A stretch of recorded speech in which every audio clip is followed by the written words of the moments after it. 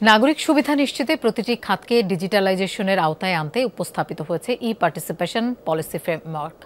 তথ্য ও যোগাযোগ প্রযুক্তি অধিদপ্তর ও MRDI এই সমন্বয়ে এই সংক্রান্ত একটি প্রস্তাবনা তুলে দেওয়া হয়েছে সংশ্লিষ্টদের হাতে। সকালে রাজধানীর আগারগাঁওয়ে আয়োজিত হয় পার্টিসিপেশন পলিসি ফ্রেমওয়ার্ক উপস্থাপন ও হস্তান্তর অনুষ্ঠান। সেখানে বিভিন্ন মন্ত্রণালয়ের কর্মকর্তাদের উপস্থিতিতে তুলে ধরা হয় নাগরিক সেবা খাতে প্রযুক্তি ব্যবহারের বাস্তবতা। বক্তারা বলেন, যুগের সাথে তাল মিলিয়ে নাগরিক সুবিধায় প্রযুক্তির ব্যবহার অপরিহার্য হয়ে উঠেছে। তাই এখন সব নাগরিক সুবিধা প্রযুক্তি নির্ভর করতে সরকারের একটি সুস্পষ্ট নীতিমালা দরকার, যেখানে দেশের সব শ্রেণীর মানুষ সনাতনী পদ্ধতির পাশাপাশি প্রযুক্তির ব্যবহারেও অভ্যস্ত হবে।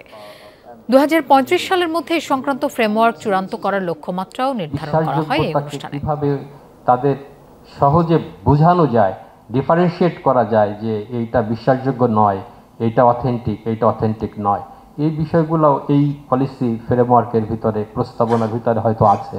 এই যে ওয়েবসাইট বলে আপডেট না করলে কি হবে, আমার তথ্যগুলো তো এখানে যাচ্ছে না। টেকনোলজির বেশ কিছু চ্যালেঞ্জও এখন তৈরি হয়েছে। স্যাররা বলেছেন মিসইনফরমেশন, ডিসইনফরমেশন, ডিপ ফেক, অনেক কিছু আসছে। মানুষের প্রাইভেসি নষ্ট হচ্ছে, মানুষ থ্রেটের মধ্যে থাকে। ইথিক্সের জায়গাটি কতটা আমরা মেনটেন করতে পারছি।